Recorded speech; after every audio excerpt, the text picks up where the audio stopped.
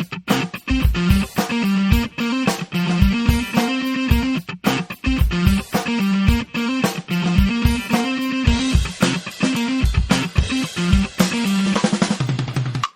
is the Not Bitter, Just Better podcast. The Everton our way. Straight from the street end.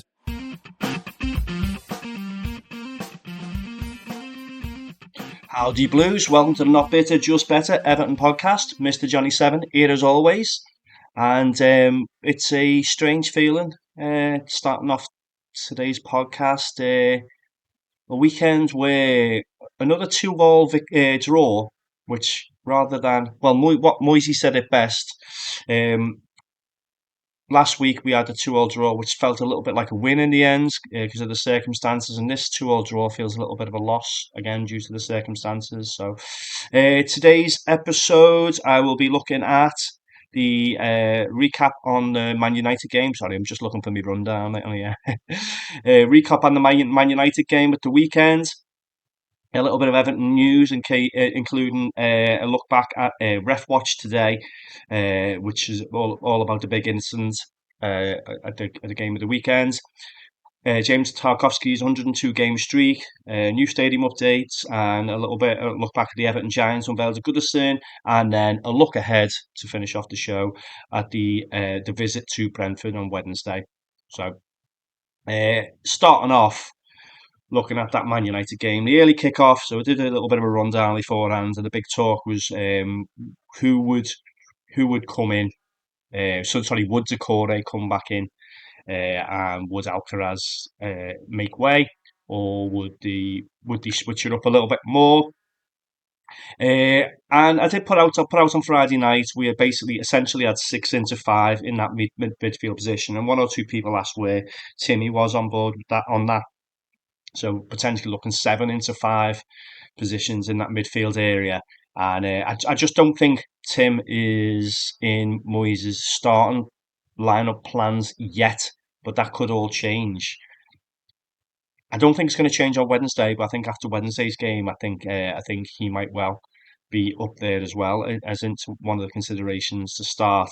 But as most people probably expected, he went with Decore comes straight back in for Alcaraz. So the team: Pickford, Mikalenko, Tarkowski, Branthwaite, and O'Brien. And then in midfield, Garner Gay, James Garner, and then Abdullah Decore came back in for Alcaraz. And then on the wings, Lindstrom and Harrison with Beto up top. So it's a little bit of disappointment, but it was quite interesting, really, when when the shouts were coming in and people's differing opinions. Whether Harrison, a lot of people saying Harrison playing better on the left. I don't want to be mean here, but he couldn't do any worse than he was on the right. And I think he's turned it around a little bit, but he still could offer a lot more. But people saying that Harrison should make way for Alcaraz. You don't want Alcaraz coming in there on the left-hand side. Well, some people obviously did. The other shout, Decore should be nowhere near the first team. I still think people are still saying he's the worst midfielder that we've had. I mean, that is definitely some short-term memories there. I've said it before. What's his name? Klaus Thompson and Alex Nyarko and players like that. Come on. He's way above a lot of those players, and he proved to be useful on Saturday. He isn't the best on the ball, let's face it, but he still offers a lot more. He still offers a lot more. I'm not going to say he offers a lot more than Alcaraz, because obviously Alcaraz has played one full game. The better part of starting one full game and got a goal and assist, and only went off late on. That's a difficult comparison because he's still so early into his Everton career. But anyway, so early kickoff, and I don't think there was a little bit of quiet confidence despite Man U and dominating this fixture over the years. I think we lost the last 6 to them. I didn't know it was that bad, but it got turned over 4-0 in their place, which was just absolutely awful performance from the Blues. I still don't think it was a 4-0. I still think they were shocking.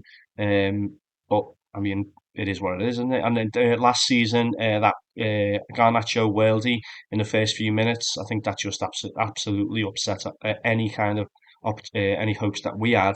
And but that game they were shocking as well, and they went out 3-0 winners. So we definitely owed them something. But we also, with that quiet confidence and the form that they've been in this season and the form that we've been in recently, I think a lot of Blues were expecting something.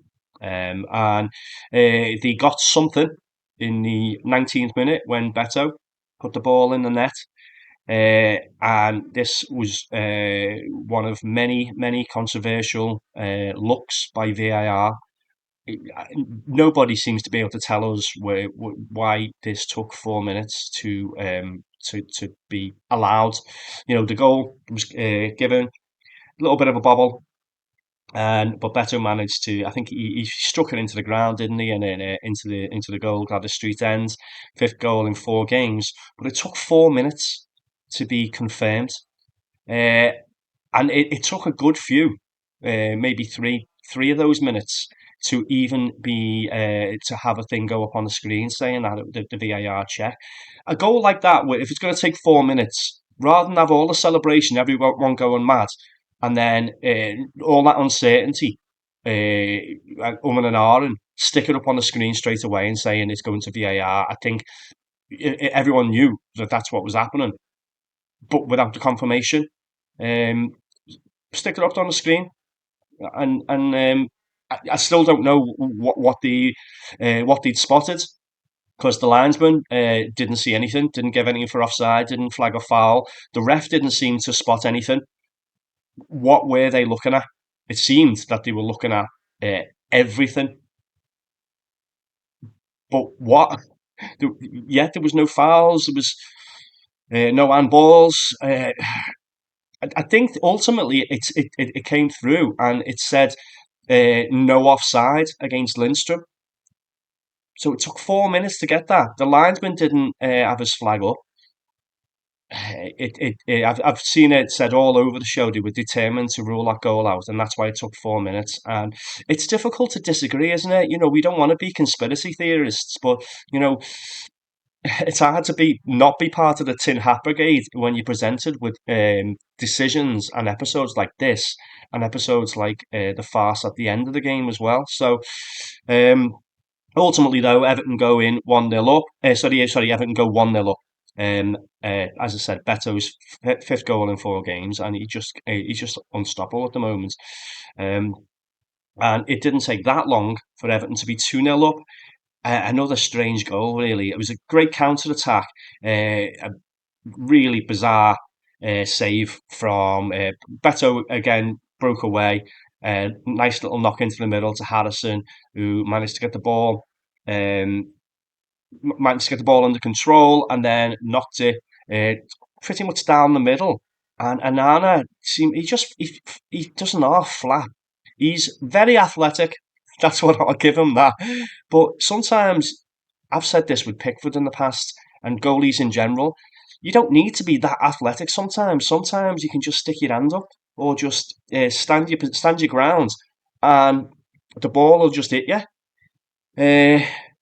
He wanted to be all acrobatic and stuff, and knocks the ball straight up in the air.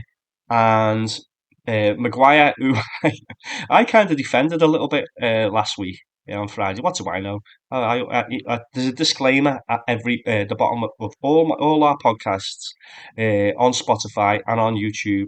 We're not experts. I'm not an expert on any of this. I just love chatting wamba Everton, and some people listen to it. So yeah, and Maguire. I said he's had a little bit of a raw deal. I don't. I'm not saying he's the best defender in the world, but he didn't help himself with the first goal at all. Shocking defending from them in general, and then this second goal, he just stood his ground, and Decore came in from deep and outjumped him. run and jump header, but he could have shepherded it a little bit more. He could have cleared it with that big loaf head of his, and he just chose to do nothing. And as I say, Decore came in. Did he check this one for VAR? And I mean, you couldn't see how they could have disallowed that, but you just wouldn't pass them. Wouldn't put it past them at the moment with the way some of these decisions are going. Came from deep, and then after loads of blues saying we should leave him behind, and he gets the goal again down the Gladys Street, and I was made up for him actually. I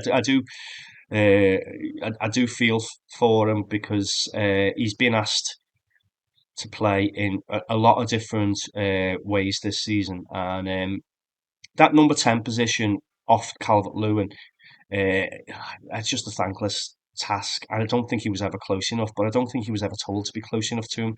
He seemed to be a lot closer. So my dad at the match, he was saying, look how close they are playing off each other there at times, and do like next to each other, Beto and Decore. So I think that's one of the things that Moises told him to do. Get up when we're not on the ball, get up and push on, defend them from the front. And then when we have got the ball, make sure you're up there close to him as well to get any knock-ons or deflections or second balls, basically, isn't it? So yeah, and he did, and he got the goal. Great to see. So there didn't seem to be any threat here at all. But you could already sense from that first VAR decision, or how it took so long, that there did seem to be some kind of uh, agenda. Yeah, I'm gonna say this is a lot of Blues are saying the same thing, and it's, as I said before, it's hard to not see it like that when you look at that goal. 4 minutes of them trying to find something wrong. If it was just Lindstrom being offside, then he would have said that straight away, wouldn't he? Yeah, it's a really tricky one to take. But anyway, we go in 2-0 up half time, and then half time, the Everton Giants, the Giants of Everton came out and got the time on the pitch and were unveiled. I mentioned them Friday. I'll have a little bit more to talk about them in the news section, and then it looked like there was going to be only one clear winner. We had a lot of possession in the first half. They didn't really offer a whole lot, and then they get a free kick out of nowhere, which is a very, very dodgy free kick that they got. Well, two free kicks really. One of them was dodgy. One of them was not as much. It's just the way it was given was quite dodgy. So Garnacho throws himself to the ground, which is interesting considering the feedback on the overturned penalty that we're going to talk about in a sec later on. People throwing themselves to the ground. These short memories, these teams in red, don't they? And the referees that kind of favour them. Garnacho throws himself to the ground after little or to no contact from Garner Gay, and then they get a free kick, put it straight into the wall.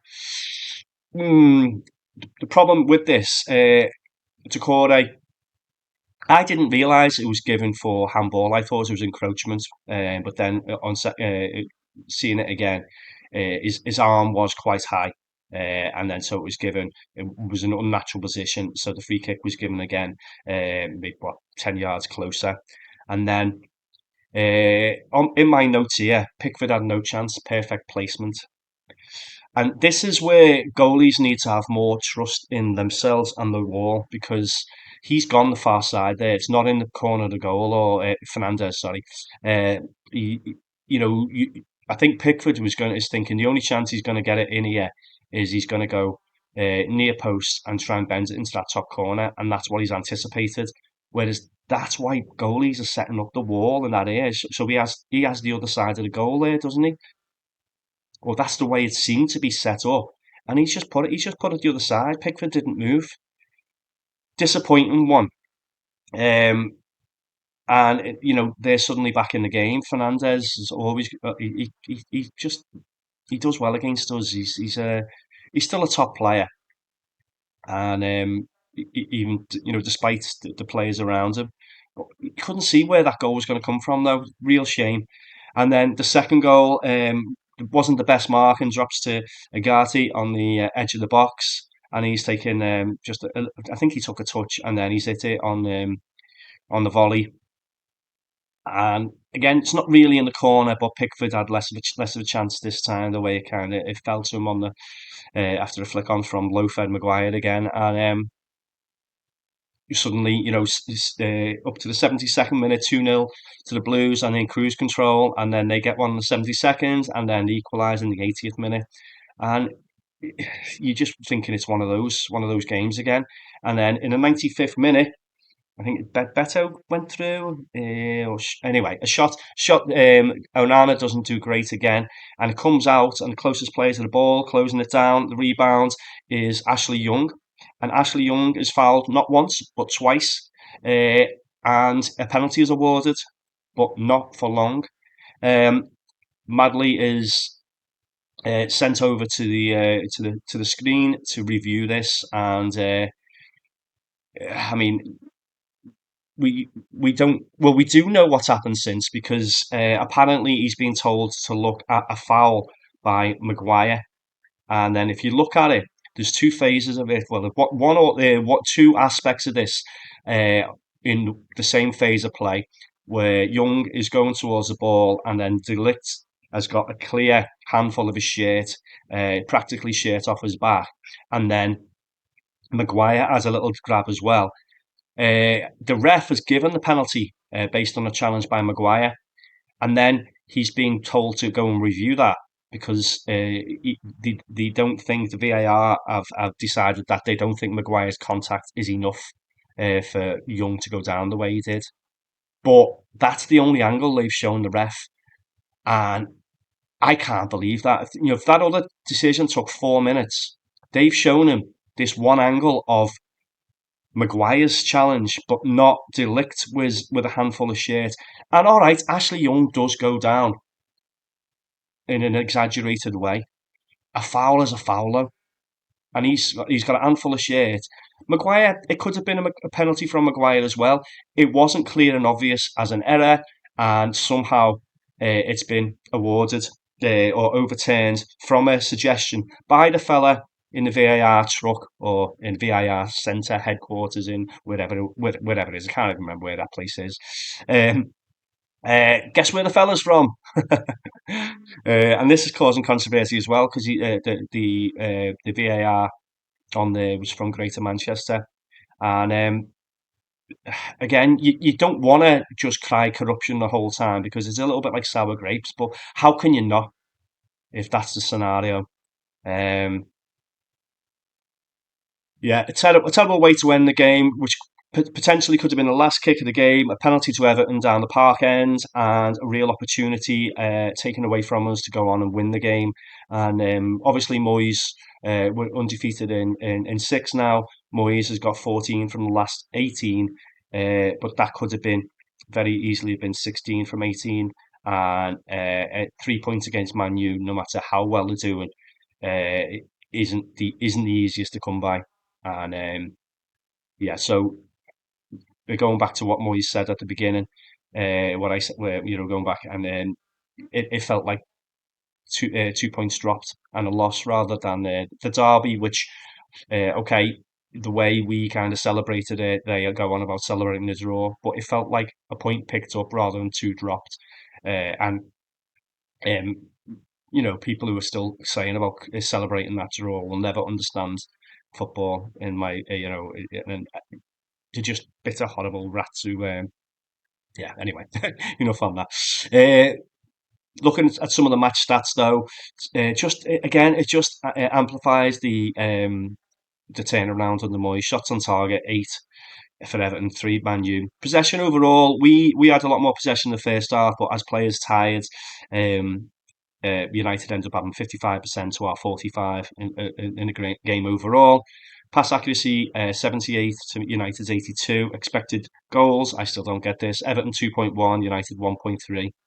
And in some of the postmaster interviews, Moisey has said we should have won, simple as that. And I don't understand how the penalty was overturned. And there was one little bit, wasn't it, where it's being explained to him that the foul on Maguire was overturned. Sorry, foul by Maguire was overturned. He was like, "Oh, have they not looked at the De Ligt foul? No." So I think he was as shocked as everyone else. Bruno Fernandes said, "We need to start games better. We always wait until we're behind." Yeah, welcome to our world, Bruno. Rio, as one of the pundits, with Big Dunk on TNT, that's a penalty every day of the week, and he was shocked when that was overturned. That was one of Man United's most, yeah, former captain. And then I'll talk a little bit more about Dermot Gallagher on Ref Watch today. Can't see how that's not a penalty. There's a clear pull and should have stood. Corrupt. Yeah, so disappointing. God, I've gone 20 minutes on that, so got me ranty high on me ranty high horse there. But yeah, as you see, disappointing. It's mad. It's just absolutely mad, isn't it? How things turn. Uh, Footy. It's a funny old game. I'm sure a fella once said that. Yeah, so leave that game there. A lot of Blues probably would have taken that point, just given. Would I have? Don't know. Can't say in retrospect now, but yeah, leave that there, and then I'll be back in a sec with a little bit of Everton news.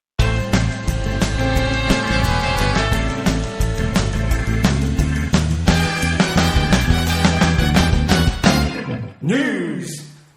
Okay, so the Everton news of the week. Let me get my outline again. Just looking at that the VAR controversy again, and that's dominated a lot of the headlines today, really. And I say Dermot Gallagher agreeing with Everton fans that the goal should have stood. I mean, that's unheard of within itself. Clear contact from De Ligt. Young was pulled down. That's a penalty. I just can't get my head around why they can't look at that. It's not a different passage of play. It's about half a second before Maguire's challenge, and it hinders his movement. That's a penalty. That's a foul. Anywhere else on the pitch, you probably if that was someone running through, whether they go down or not, if they see contact on a sheer pull like that, and you stop it's a professional foul. That isn't it? It's yeah, it's just a clear. Well, it'll be a booking anywhere else on the pitch, so it should be a penalty in the box. And it's just one of a long line of decisions that go against us. And it still makes me sick that the red shite are still going on about how corrupt Oliver was in that game. Are you messing? It's it's absolutely unreal. And I just can't get me head around it at all. Like many Blues, and this is what okay. Dermot Gallagher comes out and you get a little bit of a moral victory. Great, but what do you ultimately get from that? Is that in referees' heads in future? Apparently, the referee at the game on Saturday also said that Young has got form for diving. It doesn't matter. It was a penalty. He grabbed his shirt, and that second movement when he's gone down, it's irrelevant. And if he did dive and the penalty was given, give the penalty and book him. But the penalty still stands, doesn't it? Because the foul's before the dive. I don't get it. And I don't. I've seen calls for like should that VAR the audio be should that be released? It should be, but they won't. They won't because we're just Everton, and it's just how many other times I've again. I don't want it. I don't want to sound like sour grapes and all. Like it's corrupt, but don't they can't keep making these decisions in these ways. Ultimately, that one a few seasons ago where who was it? A City player anyway, wasn't it? And it's clearly it's his arm, and they didn't give a penalty. and they ended up winning the league by that 1 point or whatever. So you that's kind of bittersweet in it. Not, but what do we get? An apology. Things like that could make the difference between us being in the league and not being in the league, and that should never be in it. That should never be a thing. Luckily, Moisey's come in, and we're not looking like we're going to be in that in that position anymore. But they haven't helped us out at all, and even helping out is the wrong way of putting that. It's kind of doing it in spite of their decisions, and you just want a little bit of like a level playing field, don't you? That's what it's meant to do, and it just isn't, and it favours the big clubs more often than not. And it's not even the big like top four. It's still the big clubs. Man U are still one of the biggest clubs, arguably still the biggest club in the world. People won't like me saying that, but for a number of years they have been, haven't they? Yeah. So they're not the biggest team in the world or the best team in the world by a long shot, but actually saying that, they've just had to make another 150, 200 people redundant because of the mismanagement management of that club. Yeah, just crap that in it. People who just like behind the scenes and stuff losing their jobs when people at the top of the club have mismanaged that club so badly, and then crap. Yeah. Anyway, that's not a Man United podcast, is it? In kind of brighter news, James Tarkowski, 102 game streak, 102 consecutive Premier League games for Everton. I think that matches Julian Lescott, and he's had his critics in the past for us, and seeing some people calling him too costly, and I think he's been a great signing for us, and you know there used to be, he used to go to grounds a lot to try and get in front of the ball and blocks. The amount of blocks he does make is it is up there. Um, he's still liable to the odd mistake here and there, but the times he's bailed us out, I think, is a lot more, um, a lot more than what he's been culpable for. So, the stats versus United: 7 clearances, 3 blocks, 4 interceptions, and 5 duels won. And he really is a leader on and off the pitch. And yeah, that's too costly and stuff like that. What is he? 30, 31. Still a good few years in him, and I think Brantwaite is coming on leaps and bounds, playing alongside him. And then maybe in a few years, when O'Brien steps inside there, and hopefully we'll keep hold of Brantwaite, then even when he's on his way out, I think he's going to offer something with his experience. And 102 in a row. Come on, you can't be that too costly if you make that. Moving on to back to the grounds, Everton's new stadium, the Everton Stadium or Bramley-Moore Dock Stadium. It's on Google Maps now. It's happening. So yeah, still don't know. I mean, still not heard any more about the naming rights. I've not seen anything else come out about that, but I'm sure it's good. It's the Everton Stadium. It would be good if it stayed as that. But if we can get an extra 150 million or some 100 million or whatever it would be, I don't know those kind of figures to be called the. I was going to say the Coca-Cola Stadium there, but you can't have red and white all over it, can you? So yeah, maybe the Pepsi Stadium. I don't know, just putting that out there. So Moisey said about this: the club is moving forward. The stadium is just a start, and it's a million miles away from what Dyche is saying. Was saying this whole time is he's kidded people for so long that we are the underdog and that kind of stuff. Moyes has come out and said that kind of thing in the past, but in a position of trying to get us together, not on a position to try and excuse his poor performance. So, yeah. Also going back to the Bramley Moore dock thing, it said about the incorporation of the Archibald Leach design in that white area in the stand.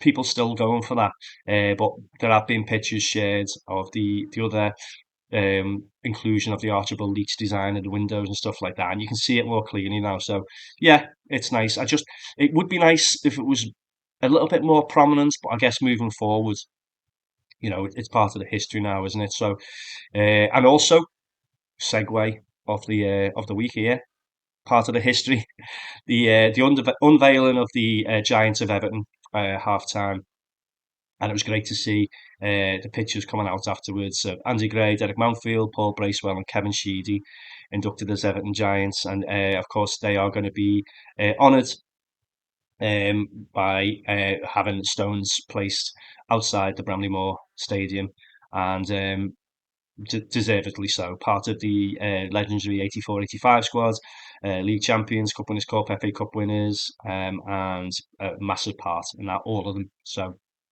yeah, great to see. And just a little quote here from Sheedy: "It's an honour to be recognised." And yeah, much very, very, very deserved.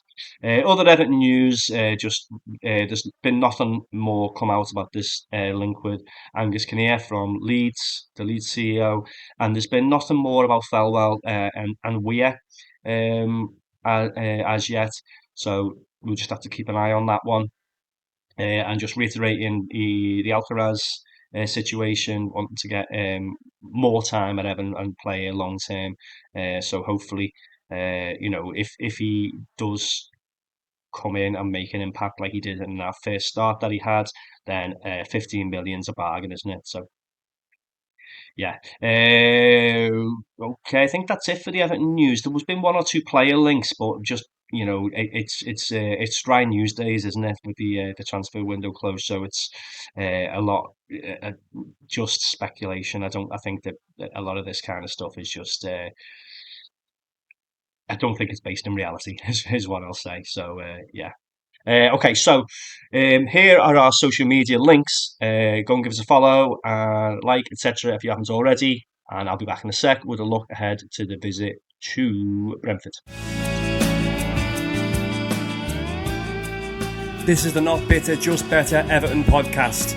If you haven't already, go and like us on Facebook, facebook.com/EFC Not Bitter, Just Better, or you can find us on Twitter at Just Better EFC. Okay, thanks for the social media interactions again, and just laughing a bit because some of them have, yeah. I feel like I'm whizzing through this today, but I'm still going quite. But I'm going. I feel like my voice is going a million miles an hour, even though there's not as much news in that to cover. It's making me laugh because. So as I mentioned last week's podcast, I got called a wool. Um, yeah, I thought it was Merseyside people who were Scousers, not just people who from the Liverpool district of Merseyside. But also one of me TikTok posts, I got the comment was voice on him with a strawberry next to it.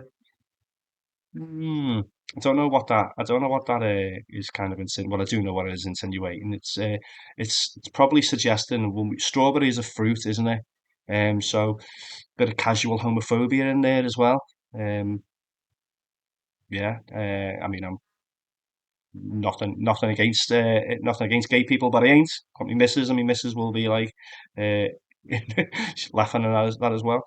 But yeah, someone can sound like a strawberry apparently. Yeah, just come on. If you're not got, is that the best you can do banter wise? Yeah. I thought my joke was pretty crap as well, to be honest. It was about the rubble next to the ground and me comparing that to Anfield. Oh, that was an easy one though. Just resorting to that kind of stuff. Ah well. Um.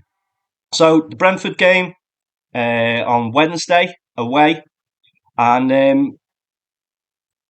7:30 kickoff. And Brentford are a strange one, aren't they? 11th in the league, last 5 games, one lost, one lost, one. Just ahead of us, 6 points ahead of us actually. They've got some good results lately. Their form slipped a little bit. They started off with having really good home form and really poor away form. But now the home form isn't as good for the last few, and the away form has picked up. Um, so yeah, their overall stats, and they're really they're a good club. The Thomas Frank and hold on, I'm going blank here. 1.81 goals, but 1.62 goals conceded. 48% average possession, and where are we? As I said, currently 11th in the league. 36, 6 points ahead of us, which that should only be four, really, shouldn't it? If if we'd have got a penalty and put it away, of course. So won the last four away matches in all competitions. But as I said before, they didn't have the best home form. Away form at the start of the league, but they're at home. Winless in the last five home games, conceding two or more in each. So we're I, I don't want to jinx it now and say scoring for fun, but we've really turned a corner in that, haven't we? So um, that 1.62 defensive vulnerability, Beto is on fire at the moment, 5 in 4, and overall our attacking and shots on target. 70% of games they score in, almost always scoring. Clean sheet percentage, 19%. So they almost always concede as well. Um, so over 2.5 goals in 69% of the games. So it should be uh, there should be a few goals in it, but that isn't all the way it always works, is it?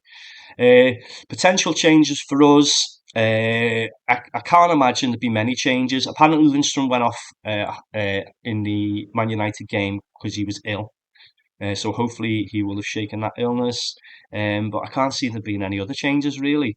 Uh, Maybe Timmy is closer to full fitness, but I can't see why you would risk him in this game when they've got a 10 game turnaround before the next game. Maybe they could just offer a little bit more, but I think the Corres are more suited for potentially for away games and then pushing up on them. And then I can't see uh, Garner Gay being dropped at all. He's just being unreal past few games. Um, And I put out there about Everton saying that his stats again from the weekend. Put out there saying we need to get him. One or two saying they wouldn't offer him a new contract. Like, what are you watching?